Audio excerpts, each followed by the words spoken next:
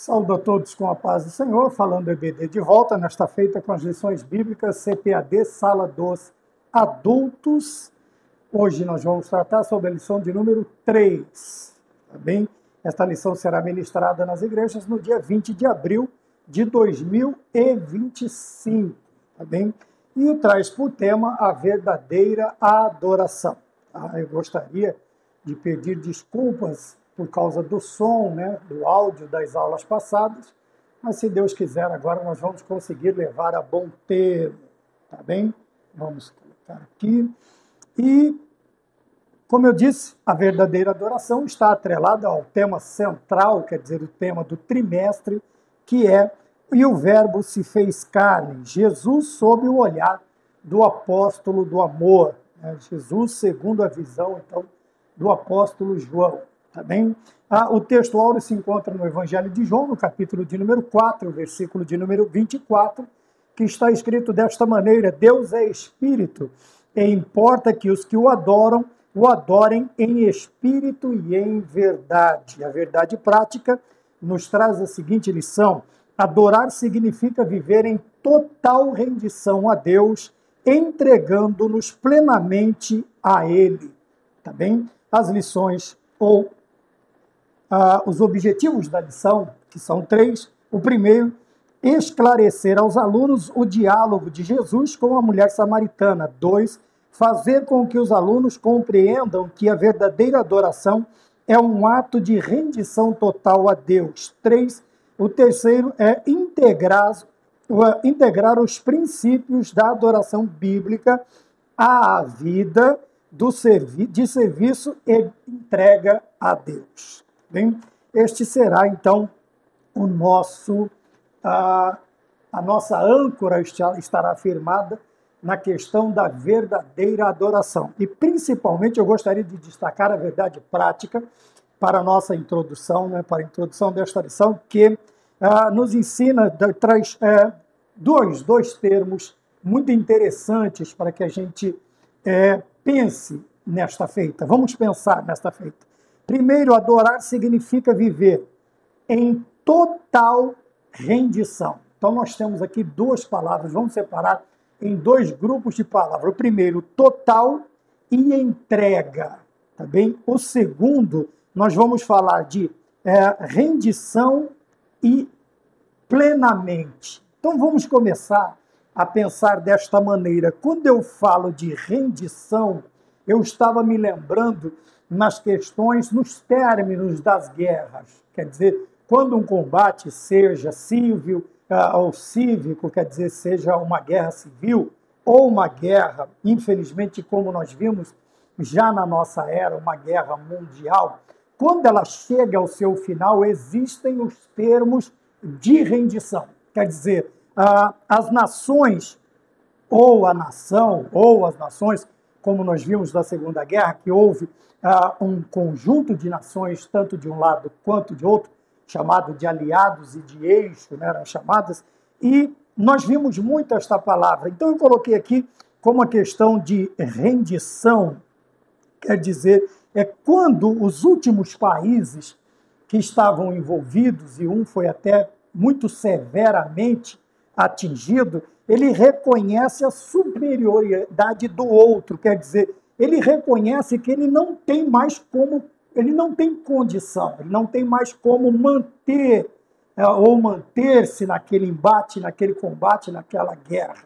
E nós podemos olhar essa questão da rendição em todos os lugares que nós vemos um combate, seja qualquer questão política, na vida social, na vida familiar. Infelizmente existe isso. Quer dizer, há alguns embates que não deveriam existir, mas no término deles, nós vemos o quê? Que um ou outro vai ter que ceder com a questão da rendição. Quer dizer, vai chegar a um pensamento, a um entendimento de que não tem como mais se manter ali e vai chamar o seu oponente para fazer um acordo, para se render, os termos da rendição. E geralmente os termos da rendição nunca é do vencido. é sempre do vencedor. É o vencedor quem faz, quem redige, vamos dizer assim, os termos de rendição, tá bem? Então, quando nós falamos de rendição, nós estamos falando de chegar ao momento de reconhecer que nós não temos mais como lutar, não temos mais como nos manter nesta luta, ou numa batalha, ou numa questão, numa pendenga, ou algo que se arraste por muito tempo.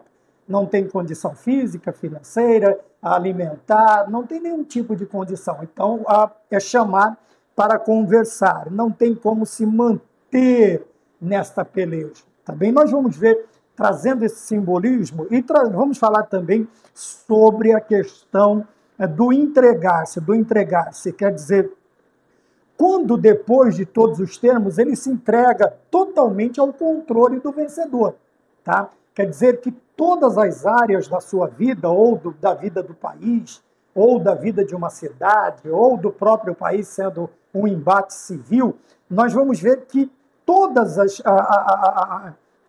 o controle agora será dado ao vencedor, Quando nós olhamos para a vida espiritual do homem, nós reconhecemos também esta batalha. O homem ele vai tentar se manter ou viver sem Deus. E ele vai entrar nesta questão. Quando nós vemos a rendição de Paulo, a entrega de Paulo ainda a Saulo no caminho de Damasco, nós vamos ver que ele tentou por vários momentos, até o ponto do Senhor Jesus se apresentar a ele e dizer a ele que ele era Jesus a quem ele combatia, e não a igreja. Mas naquele momento agora ele está totalmente prostrado, ele está totalmente cansado, ele está totalmente...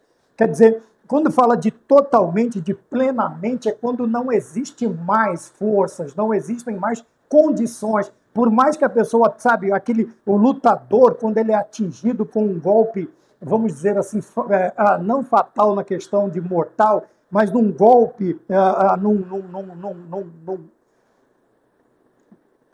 que lhe mine suas forças. Ele não tem mais resistência, ele não tem mais controle mental, ele não tem mais controle do próprio físico, ele não tem controle. Então a tendência é ele se render. O juiz vai entrar, vai paralisar, conversar com ele, ele vai dizer, não tenho mais condições, eu preciso me entregar. Quando nós olhamos isto, nós estamos pensando no homem lutando contra Deus. E o Senhor Deus, ele vai permitir que ele lute. Ele vai permitir que ele lute. Mesmo sabendo que a vitória é certa por parte de Deus, ele vai permitir que o homem ele entre nesta batalha com Deus. Porém, vai chegar um momento em que o homem... Por quê? Porque Deus não quer forçá-lo a servi-lo, mas chegar a uma conclusão de que ele não tem condição. Nós não temos condições de mantermos-nos numa guerra com Deus, numa batalha com Deus. E aí virá a questão da rendição, que é quando nós reconhecemos que não temos mais condições, que não há mais para onde sair. É como se fosse num xadrez, não há mais saída, é um cheque-mate. Não tem como sair, não tem como se manter naquela batalha e vem a entrega. É quando nós convidamos, apesar de apresentarmos as nossas rendições, nós agora vamos aceitar o controle total do vencedor, no caso de nosso Senhor e Salvador Jesus Cristo. Então eu gostaria de começar esta aula, esta análise de hoje, com esta ilustração. Veja, para nós entendermos a questão de rendição e de entrega. Tá? Rendição é quando eu reconheço que eu não tenho mais como me manter nesta luta, nesta batalha. E a entrega é quando eu pego todo o controle, tudo que eu tenho, que vocês vão lá, a chave da cidade, todo o controle político, social, econômico, que seja qualquer, e entrego nas mãos do vencedor. No nosso caso, o nosso Senhor e Salvador Jesus Cristo. Então é mais ou menos isso que nós vamos pensar nesta noite. A questão, ou neste momento, sei lá, na tarde, na manhã, no dia que você estiver assistindo. É mais ou menos esta a ideia. A questão de rendição e também a questão de entrega. Mas tudo isso depois, ela tem que ser total e também plenamente. Quando nós falamos de total, nós falamos de todas as áreas. Plenamente, que nós estamos concedendo ao vencedor que ele faça tudo da maneira que ele quer, da maneira que ele quiser, da maneira que ele bem entender. Lembra que eu disse que os termos de rendição não é o vencido quem escreve, mas o vencedor? as exigências, as formas, as restituições, tudo aquilo que for feito. Quando nós vivemos numa batalha com Deus, não querendo entregar a nossa vida ou reconhecer o senhorio, nós vamos entrar nesta batalha. Mas a partir do momento em que nós entramos, e obviamente ele tem paciência, não para nos envergonhar, não para nos humilhar, mas para nos ensinar que não podemos lutar contra ele, o que acontece? Os termos de rendição que ele traz são os mais pacíficos possíveis, os mais fáceis de cumprir, vamos dizer assim. Então, por isso que ele diz, olha, vamos trocar? Então você pega o seu fardo, me dá, eu te dou o meu fardo para você, que é leve, que é suave. Mas quando nós falamos disso, nós estamos falando de totalidade, tá bem? Nós estamos falando de pleno, de algo completo, total e completo. Então, toda a nossa vida total e completa estará sendo entregue na mão do vencedor, de nosso Senhor e Salvador Jesus Cristo. Daí sim, nós vamos começar agora a aprender, segundo os termos que ele expôs a nós, vamos dizer, através das Sagradas Escrituras, é que nós vamos conseguir pensar, ou termos uma ideia geral, ou termos uma ideia parcial daquilo que ele exige de nós. Veja, quando falamos de um termo de rendição, nós estamos falando de exigências, tá bem? Então, quando olhamos também para as Sagradas Escrituras, não podemos olhar único e exclusivamente como Deus pedindo, ou como Deus nos dando opções para nós fazermos, ou fazermos da maneira como nós queremos. Não é esta a ideia. A questão é fazermos conforme a vontade de Deus, tá bem? Então vamos partir desta premissa, deste princípio, desta visão, e vamos tentar compreender o que é a verdadeira adoração dentro do tratado de rendição, quer dizer, das exigências do vencedor, depois de um embate, talvez às vezes longo, né? Quantos de nós relutamos muito tempo para aceitarmos o senhorio de nosso Salvador? E agora vem os termos. Então vamos olhar para os termos.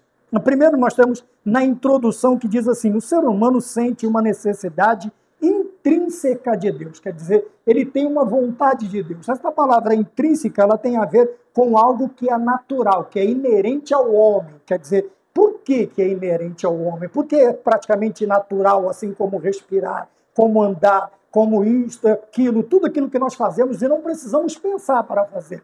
Porque quando Deus criou o homem, ele colocou esta qualidade no homem, que é o desejo de adorar. Por isso que quando o homem não conhece o Deus verdadeiro, ele vai adorar pedaços de pau, pedaços de gesso, pedaços disso, pedaços daquilo. E nós olhamos até nas tribos, quando nós olhamos para aqueles povos ditos selvagens, eu não sei até onde cabe este termo selvagem, não é porque eles não pensam como nós, ou não se vestem, ou não têm os nossos costumes, nós, infelizmente, chamamos de selvagens. Aqueles povos cuja cultura que nós temos não os alcançou. Não que eles não tenham cultura, tem a cultura deles. Veja, nós os chamamos, mas mesmo assim eles têm uma noção de Deus, de um Deus. Tá bem? Um chama o trovão de Deus, o outro chamou animais alados, animais terrestres, animais aquáticos. Quer dizer, o homem tem uma ideia, porque isto foi colocado no coração do homem. Quando olhamos Paulo escrevendo aos Romanos, no capítulo 2 da carta que nós acabamos de citar, nós vamos ver que existem coisas que estão na memória do homem, estão gravadas na memória, no interior, na natureza do homem, tá bem? E uma delas é a questão de adorar. Deus fez o homem para viver em sociedade, Deus não fez o homem para viver sozinho, Deus não fez o homem e fez o homem para adorar, tá bem? E esta adoração, ela vai sendo distribuída de qualquer maneira a partir do momento em que o homem não conhece este Deus. Quando ele conhece o Deus verdadeiro, obviamente a adoração será verdadeira com seus padrões. A adoração, ela tem padrão, ela tem princípios estabelecidos por Deus. Apesar de nós chamamos de adoração de Deus, nós não podemos tê-la de qualquer maneira, não podemos apresentar uma adoração de qualquer forma, de qualquer maneira, de qualquer jeito, um sacrifício defeituoso a Deus. Nós vamos olhar nos termos de rendição, vamos dizer assim, vamos voltar, nós vamos olhar nos termos que Deus propôs, que esta adoração ela precisa seguir um padrão, ela precisa seguir preceitos. Estes preceitos foram estabelecidos por Deus através das suas sagradas escrituras, ou quando não havia ainda a palavra escrita, ela era traduzida, ela era trazida, ensinada oralmente, né? Era contado de pai para filho, de geração para geração, até o princípio em que se começa a escrever, e nós vamos chamar de escrituras, mas o Senhor Deus vem falando muito antes disso, desde o primeiro casal, né? Nós vemos por que o primeiro casal não sacrifica, mas os seus filhos já têm que sacrificar, como nós vimos em algumas outras lições. Então, intrínseco tem a ver com algo que é próprio da natureza do homem, do ser, da essência do homem. Este intrínseco tem a ver com fazer parte, tá bem? Inerente, natural do ser humano, porque Deus colocou na natureza, no ser, na essência do homem, o desejo de adorar. Por isso, vou repetir, quando o homem não conhece a Deus, ele se prostra diante de qualquer coisa. 2. Como que nós entendemos esta carência? Veja, quando é lido o capítulo 4 de João, esta carência espiritual torna-se evidente. Por que carência? Nós vemos muito esta palavra também numa das versões que nós temos nas nossas escrituras, que todos pecaram e carecem da glória de Deus. Quando nós falamos de carência, nós estamos falando de necessidade. Veja, volta a ideia de que o homem tem necessidade de adorar. O homem foi criado para adorar também. O homem foi criado para servir a Deus. Veja que o homem, nós temos sempre a visão, desde o princípio, filho de Deus. E todo filho, obviamente, de natureza boa, ele tem a necessidade de honrar o seu pai, ou os seus pais, no caso terreno. Na criação, como criacionistas que somos, na criação, Deus colocou este desejo no mais profundo coração do homem. Então, o homem ele tem carência, ele tem necessidade, ele precisa adorar a Deus. Ele precisa adorar a Deus. Então, veja, o adorar a Deus, ele surge segundo o quê? Quando nós temos uma ligação, tá? Quando nós temos um elo, quando nós temos experiências muito profundas com o nosso Senhor e Salvador Jesus Cristo. O que isso quer nos dizer? Que quanto mais nós conhecemos a Cristo, mais nós temos desejo de adorá-lo, de reverenciá-lo, de nos prostrarmos diante de sua presença, de buscarmos formas de agradá-lo, de buscarmos formas de satisfazê-lo, para retribuir aquilo que ele fez. Não que alcancemos, por mais que nós nos esforcemos, não vamos alcançar uma medida, uma forma, uma compreensão correta, plena para adorá-lo. Mas nós vamos, dentro dos nossos limites, dos nossos padrões, adorá-lo em espírito e em verdade. Então nós temos a primeira ideia de que a adoração faz parte, é natural, é inerente ao homem, porque Deus o criou com esta necessidade. Nós vemos no Evangelho de João, capítulo 4, a palavra carência tem a ideia de necessidade. O homem precisa adorar. É quase uma exigência natural, sabe? É como que o meu ser, o meu íntimo, ele quer adorar a Deus, mas eu não conheço Deus. Então, vou adorá-lo, vou adorar qualquer coisa e de qualquer maneira. Mas a partir do momento em que eu tenho essa experiência profunda, eu tenho esta intimidade, este relacionamento, eu sou chegado de Deus, eu vou aprendendo tanto a adorá-lo, mas adorá-lo também, não somente, como nós vimos numa lição passada da editora Betel, não somente a forma de fazê-lo, mas também o jeito de fazer certo. Quer dizer, não somente fazer, mas fazer certo, correto. E quando nós fazemos certos e corretos? Quando nós obedecemos a princípios, quando nós obedecemos a ordens, quando nós obedecemos a preceitos que nos são ensinados pelo próprio Deus, tá bom? Então nós falamos da introdução, vamos para o ponto de número 1 da lição, que diz o encontro em Samaria e duas preciosas lições, tá bem? Quando nós lemos João capítulo 4, versículo 4, nós vamos ver uma necessidade. A primeira coisa é uma necessidade, a necessidade de passar por Samaria. Então nós temos alguns pontos interessantes. Primeiro, veja, apesar de evitar entrar nesta cidade devido à tensão racial entre judeus e samaritanos, ponto. Vamos dar uma parada, vamos pôr um ponto e uma vírgula aqui. Então nós temos que nos lembrar que esta adversidade, esta tensão racial, como diz as Escrituras, ela não é criada por Deus e nem por Jesus Cristo. Obviamente, ele não precisa ceder, mas para evitar determinadas coisas, o Senhor, não é que ele pensa, mas dá-se esta ideia de que ele tenta evitar passar por Samaria. Tá? O que aconteceu? Então, como surgiu? Talvez você esteja chegando, talvez você não viu. Nós vamos ver quando Israel é dividido em dois reinos, o reino do norte e o reino do sul. Tá bem? O reino do norte fica, né, com 10 tribos, obviamente, ao norte, e o reino do sul com 2 tribos. A capital do reino do norte é Samaria, depois que ela é edificada. E o reino do sul continua com o templo e com Jerusalém como capital, tanto política quanto religiosa. E nós vemos que, por suas transgressões, tanto o reino do norte quanto o reino do sul, foram levados cativos. O reino do norte ele é levado pela Assíria. E é ali que nós começamos, que surge, que aparece a ideia dos samaritanos. O que aconteceu? Por causa das muitas misturas impostas pelos governos dominantes, alguns judeus começaram a se misturar com outras nações. Tá bem? E houve esta questão do surgimento do samaritano, que é uma mistura de judeus com outras nações. Tá bem? Mas enquanto estavam só eles, tudo bem, a Síria aqui, mas surge um novo dominante político no tempo, que é chamado de Babilônia. Babilônia domina a Síria, quer dizer, consequentemente, todas as nações que estão debaixo do seu jugo, e também agora o Reino do Sul, Judá, Jerusalém e o templo, todos são levados cativos.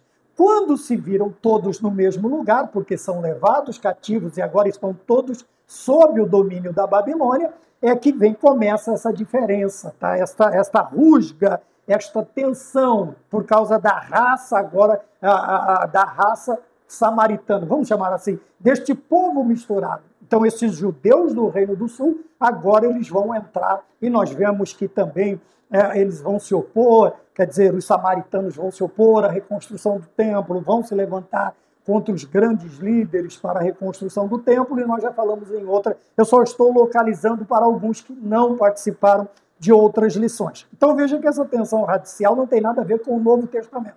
Tá? Apesar dela existir ainda no Novo Testamento, e o Senhor Jesus Cristo, e os judeus, vamos dizer assim, todos que queriam evitar determinados problemas, eles não passavam por Samaria. Tá? Então nós temos aqui a primeira coisa, o Senhor ele vai, nós temos 2 lições. A primeira, o Senhor ele vai entrar lá. Porém, além desta exigência de ter que passar por Samaria, havia uma missão muito maior, segundo a lição nos ensina, que era o quê? Encontrar com a mulher samaritana em Sicar, junto ao poço ou à fonte de Jacó. Então, quando nós olhamos para um termo mais alto, lembrando que os pensamentos de Deus são mais altos do que os nossos, que os caminhos de Deus são mais altos, mais excelentes do que o nosso, nós vamos ver que a visão principal aqui é passar propositalmente por Samaria para encontrar-se com esta mulher, para o Senhor ter este contato. Tanto é que quando ela vem no horário prescrito para a classe, para a situação em que vivia aquela mulher, o Senhor Jesus já está aguardando ali, assentado à beira do poço. Então nós temos aí estas 2 lições, né? E ali eles conversam sobre onde devemos adorar, se é em Jerusalém, se é em Samaria, onde nós devemos adorar. Veja que a questão vem lá do domínio, quando os reinos, depois da morte de Salomão e a divisão dos reinos por seus filhos, eles começam a ter esta história, inicia-se ali, tá bem? Eles começam a discutir. Então o Senhor ensinou 2 importantes lições. Primeiro, a necessidade do ser humano. Quer dizer, que necessidade é esta? Tá? Então, nós falamos sobre a necessidade na introdução, a necessidade de adoração. E aqui, uma outra necessidade. Tá? Agora já não vamos falar de necessidade de adorar a Deus, mas a necessidade de um refrigério, de um descanso. Estamos na beira de um poço. E na beira deste poço, obviamente, vai se tirar água. e a água espera-se por sua profundidade, pela sombra, também pelo estado também natural da terra, da frieza da terra, que esta água ela venha fresca. Então vamos chamar de refrigério. Então a primeira lição neste encontro não é um simples acaso, como nós dissemos, porque Deus não trabalha com acasos, tá bem? Deus trabalha com princípios e planejamento. Este encontro já estava planejado, já estava nos planos de Deus, já se encontram nos planos do Senhor. Então nós vemos e o que acontece? Como o Senhor já tem tudo planejado, o Senhor sabia desta questão, de que ela estaria ali. Nós vamos ver no decorrer do tópico. Então vamos lá. A mulher samaritana, ela dirige-se à fonte para recolher a água. Tá? E ela se surpreende porque quem inicia a conversa não é ela, é um judeu. É o Senhor Jesus Cristo quem inicia esta conversa com ela. Veja. E nesta conversa, o Senhor pede a ela que lhe dê um pouco d'água. Tá? E ela vai levantar a questão racial novamente. Tá bem? Ela vai levantar esta questão, a tensão ainda existente entre samaritanos e judeus, ou vice-versa, entre judeus e samaritanos. Tá bem? Mas o Senhor não está preso, não está atado a este tipo de coisa. E o Senhor começa um diálogo com ela. Por quê? O Senhor está criando um ponto de contato, de entendimento, porque o Senhor não quer água, ele não quer receber algo, ele quer entregar algo. Tá? Ele não quer ser saciado, ele quer saciar a sede daquela mulher. Tá bem? Veja, e o Senhor, então, ele faz o quê? Ele diz para ela, ele diz, olha, veja, a água que eu tenho para te dar não tem nada a ver com esta daqui. Tá bem? Esta água, ela vai te dessedentar para a vida eterna. Ela vai tirar a sua sede de Deus, ela vai tirar a tua sede, a tua necessidade de adoração. Você vai entrar por um caminho, você vai receber algo que vai transformar a sua vida, a sua existência para sempre, e toda a sua existência. Tanto é que o Senhor, ele faz um pedido a ela: me traga tal coisa, me traga o seu marido. Ela diz, eu não tenho. Ele diz, dissestes bem, tiveste uma quantidade e o que você tem agora não é seu. Então nós vamos ver outra condição dentro desta tensão racial que era imposta também, além dos samaritanos, às mulheres que viviam na condição. Veja que esta mulher, o seu relacionamento conjugal não era dos melhores. Ela teve 5 maridos e o que ela tem agora não é dela. Infere-se, então, que seria um amante. E o Senhor vai conversar com ela. Veja, e este ponto nos lembra que, veja, esta mulher ela tem um horário. Ela não pode ir ao poço em qualquer horário. Ela não pode se encontrar com outras pessoas. Outras pessoas não querem contato com ela, não querem estar perto dela, não querem ser vistos. Tá bem? Veja, também nós prestamos atenção na declaração disso, que se ele fosse o Cristo, mesmo se ele fosse tanto, se ele fosse mestre, ele saberia com quem ele está conversando. Quantas vezes nós vemos nas Sagradas Escrituras este tipo de observação? Ele saberia com quem ele está sentando, ele saberia com quem ele está conversando, ele saberia com quem ele está. Veja, e aquela mulher, ela vai entrar. Porém, antes de nós fazermos a conclusão, vamos entrar nesta questão. Quando o Senhor oferece esta água, ela, no primeiro momento, ela tem um entendimento errado. Porque ela diz assim, então me dá logo desta água para eu não precisar vir mais ao poço. Quer dizer, era mais uma questão de conforto. Ela entendeu como seria assim, eu não preciso mais o fardo pesado de carregar água, vir aqui. Segundo, o calor do meio-dia, porque era o tempo reservado. Os outros não iam até o poço neste momento. Então era reservado. Puxa, eu não gostaria de usar um termo tão... mas a classe em que os homens colocaram isso, eram talvez muitos até fregueses dela, era dada a ela esta opção de só ter o meio-dia, porque os outros não iam vir. Meio-dia, imagina, nós temos a ideia do sol a pino, o calor maior é o calor do meio-dia. O Salmo vai dizer que o calor, o sol do meio-dia, aquelas coisas que estão ligadas ao período difícil desta parte do dia, não nos atingiria. Então ela tem esta ideia. Primeiro, não vou precisar carregar um fardo pesado. Segundo, não tenho mais que enfrentar esse baita calor todo dia para vir buscar algo. Terceiro, não vou mais ser constrangida por causa dos olhares acusatórios dos outros, que sejam judeus, samaritanos, porque nós não vamos pensar que determinados preconceitos estão só em nações ou povos fora. Até os próprios samaritanos tinham seus preconceitos, tinham as suas razões aparentes, ainda que falhas, falsas, pretensas, eles tinham os seus pensamentos.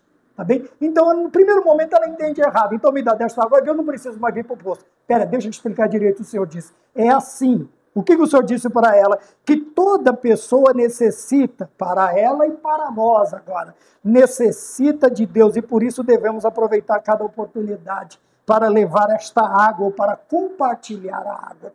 Então o Senhor diz para ela, não, veja, não é esta a ideia que eu quero. Eu não quero que você entenda a minha mensagem errada. A minha mensagem é saciar a tua sede de Deus. Você vai ter que continuar vindo para o poço, você vai ter que, infelizmente, continuar enfrentando o preconceito dos seres humanos, você vai ter que passar por este constrangimento, o calor do meio-dia, porém, com uma diferença, agora Deus habitando na sua vida. Tá bom? É por isso que nós vamos, saindo da necessidade deste refrigério, 3,19 de Atos, Pedro diz que até que chegue o tempo do refrigério, nós vamos para o lugar de adoração, a conversa que eles estavam tendo. Então, ela queria saber se era lá no Monte Gerizim ou se era em Jerusalém, tá bem? Agora vem a ideia, agora vem o segundo ensinamento que nós temos. Veja, é sobre onde deveria ocorrer a verdadeira adoração, se em Jerusalém ou no Monte Gerizim, tá bem? E o Senhor vai expor a ela uma maneira diferente, é o que aguça a curiosidade de Nicodemos, esta questão da mensagem de Cristo, da boa nova ser totalmente diferente daquilo que eles viam dentro das mitologias gregas, romanas e até do judaísmo. A mensagem de Cristo, ela é totalmente diferente.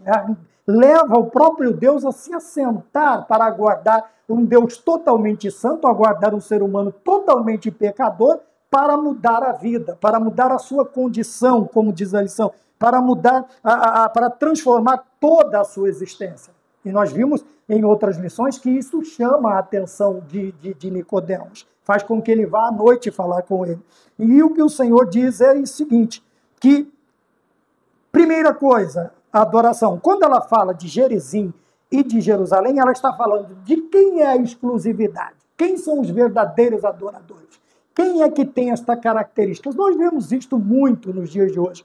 Quer dizer, principalmente dos judaizantes, eles se colocando como sendo os únicos, os exclusivos, porque são descendentes de Abraão. Veja que eu não estou falando do povo, estou falando dos religiosos, estou falando dos líderes religiosos de Israel. E com isso, os que se acham judeus também, e não são.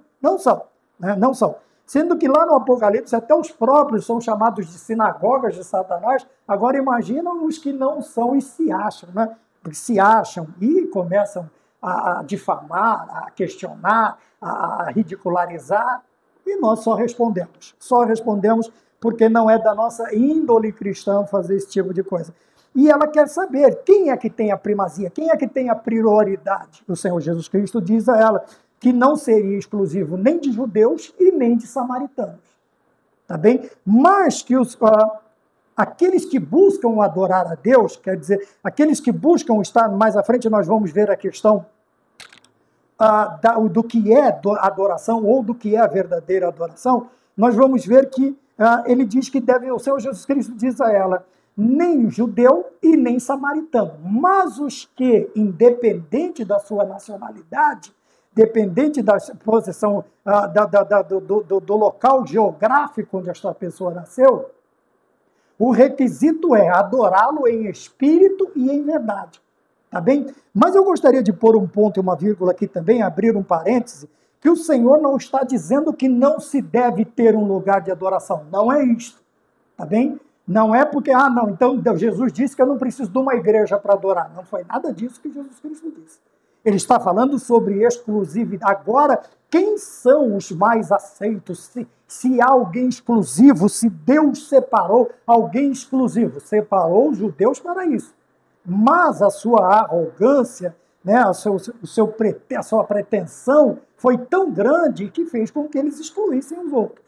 Tá bem? Então aqui não é a questão de um lugar, ele está falando que fisicamente, onde você estiver e adorar a Deus em espírito e em verdade, a verdadeira adoração, você chamará a atenção de Deus. Tá bem? Você estará prestando um culto a Deus. Então, veja, deve ser feito ao Pai em espírito e em verdade. O que é o autêntico culto de adoração a Deus, o que satisfaz as necessidades humanas, não se limita a um lugar específico, tá bem? Então nós temos muitas casas de adoração, muitas denominações, nós temos muitos locais de adoração, mas o que faz realmente a diferença, o que satisfaz lá a necessidade premente, inerente, aquela necessidade intrínseca do ser humano, não é o lugar, mas a forma como nós expressamos, a forma como nós apresentamos o nosso sacrifício, a nossa adoração diante de Deus. Então quer dizer que não se limita a um lugar específico. Vou repetir. Porém, é necessário que encontremos um lugar de adoração. Paulo disse, temos casa para dormir, temos casa para comer. Temos que ter uma casa para adorar a Deus. Aqui não está dizendo que, não, então não preciso ir para a igreja, então não preciso ter uma igreja, então não preciso congregar, não precisa sim. Por quê? Por causa da comunhão com Deus e com meus irmãos, por causa da comunhão na hora do partir do pão, por causa da comunhão na oração. Tem a oração pessoal e tem a oração coletiva, comunhão. Quer dizer, poderíamos apresentar aqui muitos exemplos de que se precisa congregar na igreja que o Senhor te determinou, te colocou, desde que seja uma religião verdadeira, tá? Não uma religião que te agrade, uma denominação que te agrade, mas uma denominação que te coloque perto, mais próximo de Deus, te leve mais próximo de Deus, te coloque aos pés da cruz, tá bom? Então é isto que aqui o terceiro lugar de adoração ele está falando, tá bem? Não está limitado a um lugar físico.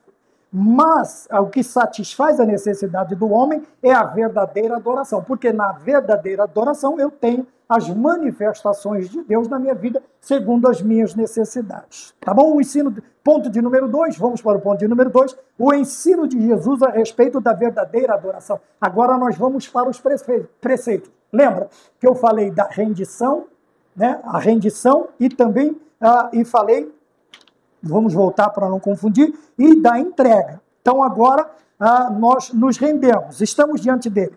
Agora a entrega, ela é total. A partir do momento que o escritor ele falou, o pastor Eliana Cabral, ele cita a questão da entrega, eu pensei nisto, de você se colocar totalmente, integralmente na presença de Deus. Tá? Entregar todo o controle da tua vida, espírito, alma e corpo, todos diante de Deus, para que o Senhor faça, para que o Senhor dirija, para que o Senhor conduza segundo a sua própria vontade e não a nossa, tá bem? Então agora nós vamos ver. E eu falei também que dentro do termo de rendição, o termo de rendição não é do vencido, é do vencedor. É ele quem põe os preceitos, é ele quem vai colocar, vai planejar como vai ser esta rendição. Então veja, então vamos agora para o plano de Deus, para as especificações de Deus para a nossa vida. Agora nós aprendemos o que é adorar, agora como adorar?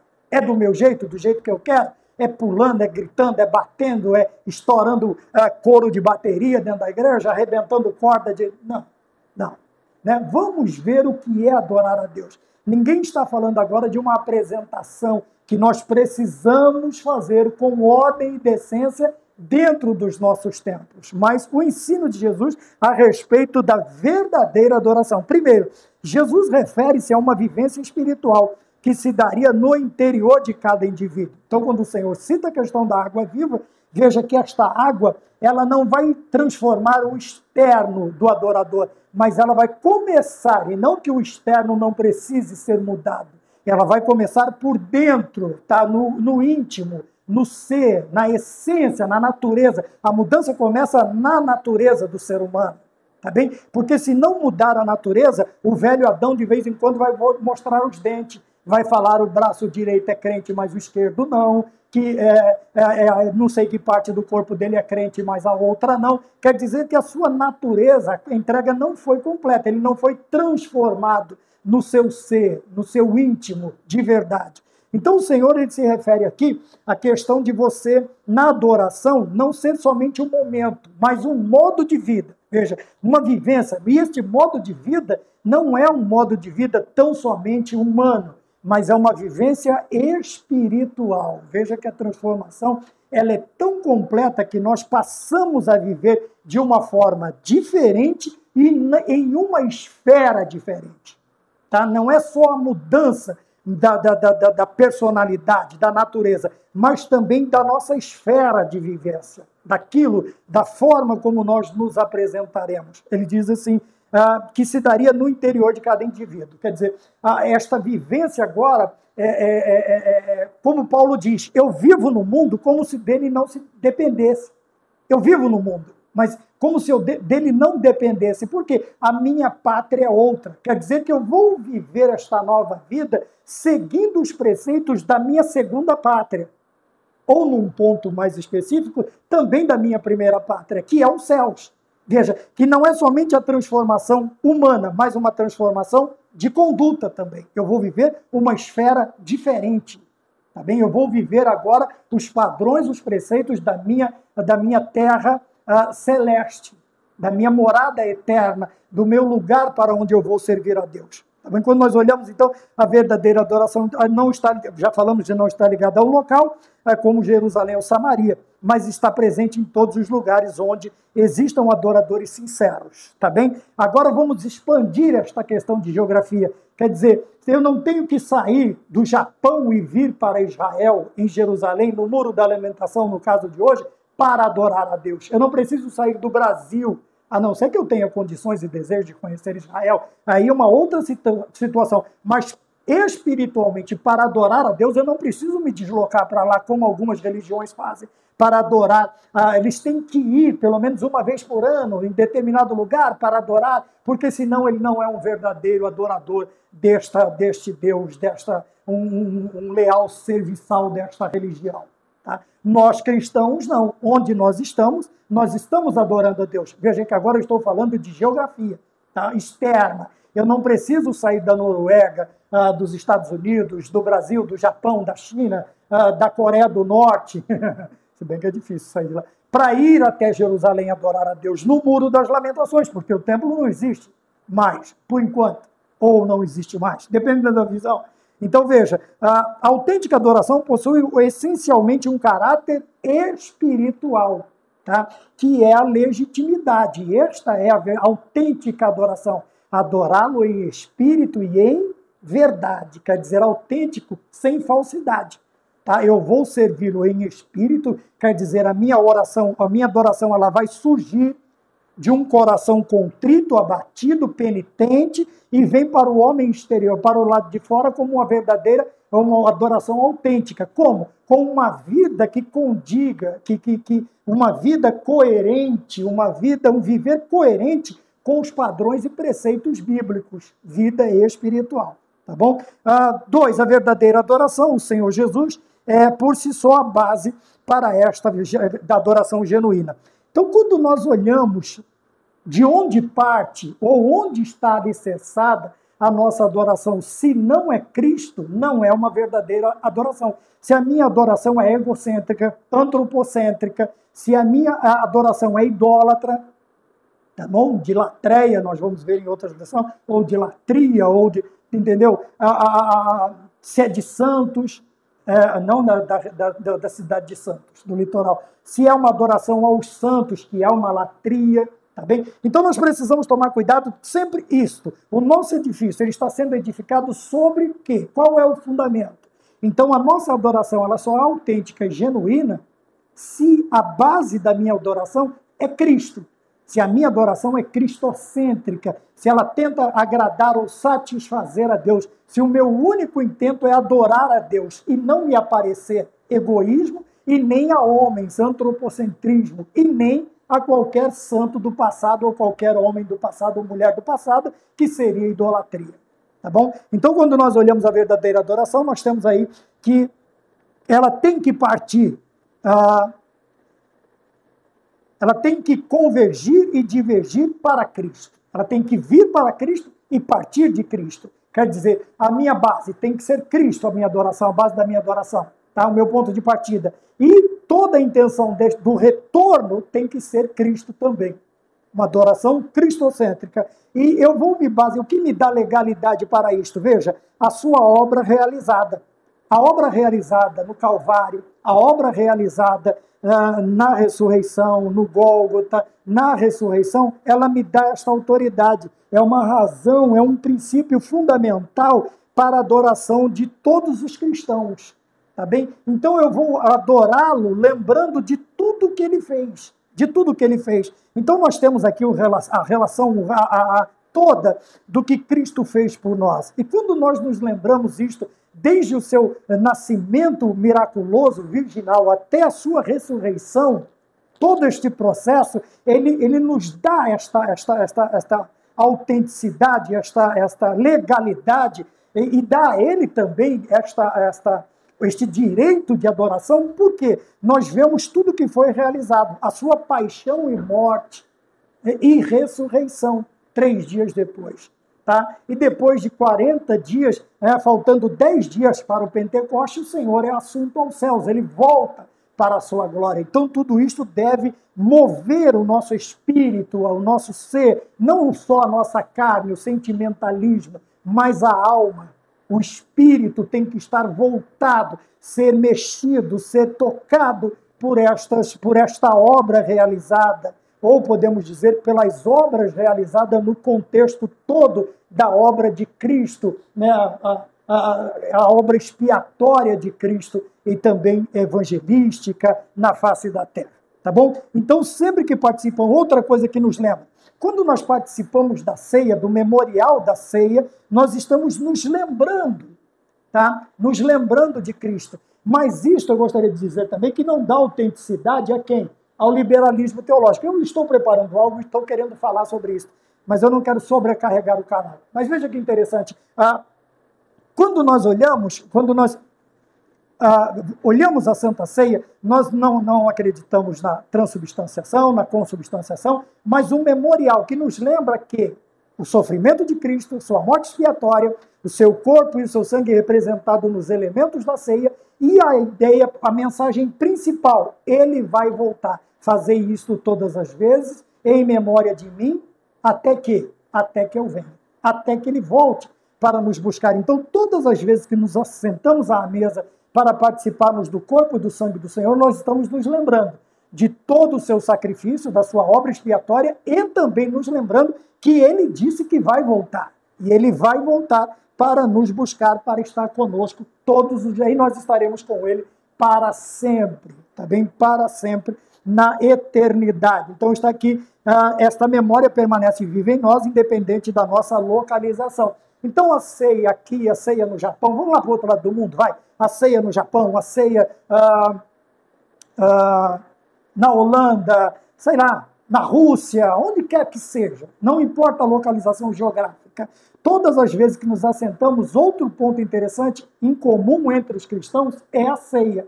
E a ceia nos faz lembrar, e nós adoramos, seja qual for a posição geográfica desta nação, estamos adorando a Deus em espírito e em verdade. Esta é a ideia, em espírito e em verdade. Terceiro e último tópico, adoração bíblica. Primeiro, o conceito de adoração bíblica, tá bem? No hebraico, a palavra traz a ideia de manifestar um temor reverente, admiração e respeito característicos da adoração. É olhar para Deus com temor, com respeito.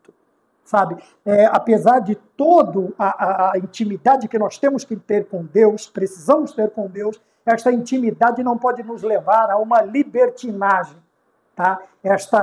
A um excesso, tá bem? De certos termos, né? Como se fosse assim bonito, né? Alguns querem demonstrar tanta intimidade, papaizinho, deusinho, isso não existe. Coisinha gostosa, isso não existe, tá bem? Apesar de toda a nossa intimidade que devemos ter com ele, precisamos manter o respeito. Então, a verdadeira adoração está aqui, ó, manifestar um temor reverente, admiração e respeito característico à adoração. Voltamos à questão de preceitos, de princípios de adoração. Tá? E ele diz aqui, característicos da adoração. Quer dizer, e o que é característico, o que é que faz parte da adoração? Temor reverente, admiração e respeito.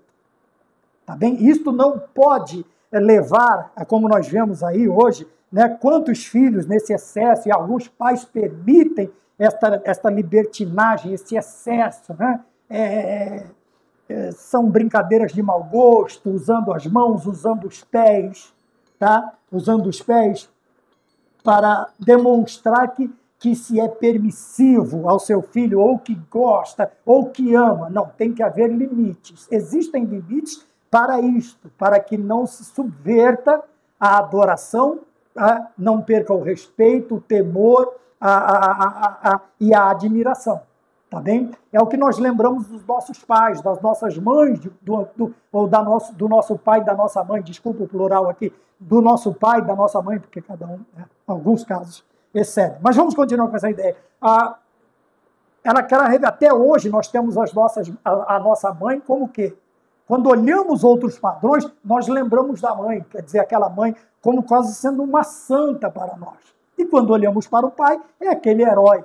Tá bem? Então veja que nós, apesar de termos relacionamentos, termos filhas, termos esposa, relacionamentos com namoradas, mas aquela visão de mãe, veja, de pai, aquela visão poética, ela permanece. Tá? Por quê? Porque foram os exemplos, aqueles dois que nós aprendemos a reverenciar, a temer, na questão de respeitar, tá bem? E também na questão do respeito em si, não só do temor, mas do respeito. Tá? Aqui o temor não é como respeito, o respeito aqui é aquela reverência que nós dedicávamos a eles. Tá bom? E nós não podemos perder isso de vista. 2, submissão de quem? Já no grego a ideia vem da palavra latreia, né? A palavra latreia, que refere-se, se bem que é outra, latreia e proskuneu. Então vamos lá. Submissão a quem serve outro. É aquela questão de você... Lembremos da mulher, o exemplo está na lição. A mulher que se prostra e passa a beijar os pés do Senhor Jesus Cristo, a lavá-lo com suas lágrimas e secá-los com o seu cabelo. Veja que não é a questão do serviçal ser levada ao extremo, do serviço, da adoração, da reverência ao seu Senhor, ser levado ao extremo, ao básico da palavra, o que pode se dizer, o que mais compreensível dentro da ideia e da linguagem humana. Então nós precisamos entender isto. Veja, significa adorar ou o ato de adorar. Então nós vemos que, quando lembramos daquela mulher, ela leva ao pé da letra, literalmente, adorar a Cristo, a ponto dela ajoelhar-se no chão, pôr a boca nos pés, beijar os pés do Senhor, lavar os seus pés com lágrimas, enxugá-los com seus cabelos. Quer dizer, não tem como ir mais além, a não ser como Jeremias diz, põe o rosto no pó. Tá? Mas entre o pó e o rosto daquela mulher estavam os pés de nosso Senhor Jesus Cristo. Por quê? Ela não está pedindo misericórdia, ela está adorando. Então, o seu rosto tem que parar nos pés de nosso Senhor Jesus Cristo. Tem que parar. Nossa adoração, ela tem que parar, tem que chegar até os pés do Senhor Jesus. Isso é o literal da palavra adoração. Tá bem? Ponto de número 2, a adoração como ato de rendição a Deus. Tá? Lembra que nós falamos de render-se? No Novo Testamento, a palavra está escrito, o original, beijar. Lembramos da mulher novamente. Tá bem? Há um ato de se dobrar. Vamos lembrar da mulher se curvando diante de Cristo para beijar os seus pés. E com a testa no solo. Aqui, no caso, como eu disse, parou nos pés do Senhor Jesus Cristo.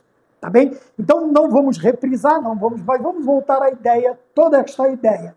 Prostrar-se, pôr a boca no pó e reverenciar. Quer dizer, render-se totalmente. Não tem mais, a não ser que você deite no chão. Só tem a maneira. Ou você se ajoelha, que é o ato de contrição, ou você se prostra completamente. Não dá para ir abaixo do solo, tá? Forçar uma aparente ou querer se mostrar muito espiritual. Parou nos pés do Senhor Jesus, já está na posição de adoração. Então, nos ensina a reconhecer. Quando nós nos prostramos, lembra que eu falei que a pessoa, ela chega, a nação, ou o exército, ou aquele grupo que estava se levantando, ele vai chegar ao entendimento de que ele não pode ir além daquilo. Quer dizer, as suas limitações, ele chegou no limite. Ele chegou no limite. Então quer dizer que dali para frente ele tem que se entregar, ele tem que se render totalmente ao seu dominador, aquele que estará agora sobre ele. Então nós temos aqui, olha, a inferioridade e superioridade daquele que estamos dispostos a servir plenamente. Eu falei lá no início da lição, quando eu falei sobre rendição e entrega, tá bem? Então veja, a nossa inferioridade, tá? A nossa falibilidade, a nossa pecaminosidade e também as nossas limitações e a superioridade deste Deus que agora nós estamos entregando a nossa vida a Ele, tá bem? E isto tem que ser plenamente, Terceiro e último tópico, adoração como ato de serviço a Deus, como nós estamos encerrando, o serviço a Deus está profundamente associado à adoração. Lógico, nós não podemos servir alguém se nós não temos por finalidade respeitá-lo, temê-lo, não vai ter como manter este vínculo, tá, de convivência, tá, porque adoração só a Deus. Veja, está profundamente, é um ato espontâneo. Segundo, esta adoração ela não pode ser obrigada, forçada, constrangida. Tá? Você não pode ser uma adoração coercitiva, é uma palavra bastante falada nos dias de hoje, mas tem que ser algo espontâneo, liberal, não desta liberalidade da teologia liberal ou do liberalismo teológico. Aqui há a espontaneidade de servir a Deus. Você serve a Deus porque você tem vontade, você tem necessidade de adorá-lo, como nós vimos no início. Não é nada obrigado, ninguém está te obrigando a fazer aquilo, tá bom? Então, e que demonstra também reconhecimento da soberania de Deus sobre tudo, quer dizer, sobre todas as coisas, como eu disse lá no princípio. Ele agora vai dominar tudo. Quando eu me entrego, quando eu me rendo, quando há carta de rendição, quando há exigência da rendição, tem que ser tudo. Eu vou me entregar completamente ao Senhor. E também exige, né, aqui entrega total, já falamos, como um sacrifício vivo. Veja, a ideia de entregar não é de qualquer jeito. Esta entrega tem que ser uma entrega sacrificial, tá? Como Paulo nos ensina, que é o culto racional. E todo o vosso espírito, alma e corpo, né? Rogo-vos, pois, irmãos, pelas compaixões de Deus, que apresentei os vossos corpos em sacrifício vivo, santo e agradável a Deus, que é o vosso culto racional, e não vos conformeis com este mundo. Veja, a entrega do nosso corpo e a não conformidade com os padrões do mundo. Tá? Então a ideia aqui é esta: sacrifício vivo, santo e agradável. Quando nós falamos de vivo, santidade e agradável ao Senhor, nós estamos falando de algo que não está conforme os padrões do mundo, mas segue os preceitos de Deus para adoração. Segue os preceitos de Deus para adoração, tá bem? Então nós falamos agora sobre como um sacrifício vivo. E o quarto e último tópico, a experiência interior. Nós falamos também alguma coisa. Essa experiência, ela vem da vivência, da prática, do experimentar todas as maravilhosas obras que Deus faz na nossa vida, é darmos espaço ou irmos, como disse o missionário, quer ver grandes coisas de Deus, tente grandes coisas para Deus. Porque não adianta eu ficar atrás de um muro esperando Deus realizar se eu não tenho coragem sequer de tocar nas águas, lembrando de Moisés. Eu não tenho sequer coragem de, com a minha vara, com o meu bastão, com o meu cajado, tocar nas águas para vê-la abrir. Porque até tocar nas águas é a minha obrigação. Agora, a parte de Deus é abrir as águas, mas mediante a minha fé. Veja, é uma necessidade de profunda de adorar a Deus. Lembra? Intrínseco. Esta vontade, ela é natural, ela é interior, ela vem de dentro, ela é inerente. Então veja a ideia de novo aqui. Sentimos uma necessidade profunda, vamos colocar mais este termo, profundo, na adoração. E para encerrar assim, a verdadeira adoração envolve uma postura interior que permite ao crente estabelecer um vínculo profundo com o Senhor Jesus Cristo. Tá bem? Finalizando, então, tudo, se nós seguirmos o padrão, o plano, o planejamento, os preceitos de Deus, nós com certeza culminaremos, nós chegaremos à verdadeira adoração, que é o quê? Uma postura interior. Tá? Não quer dizer que o exterior não tenha que condizer, tá, com aquilo que eu falo. Não, tem. Porém, a ideia principal é que parta, que venha de dentro para fora. De dentro para fora, a verdadeira adoração, em espírito e em verdade. Amém? Que Deus nos abençoe, até a próxima aula, se Deus nos permitir, e vamos ficar todos com a paz do Senhor. Amém.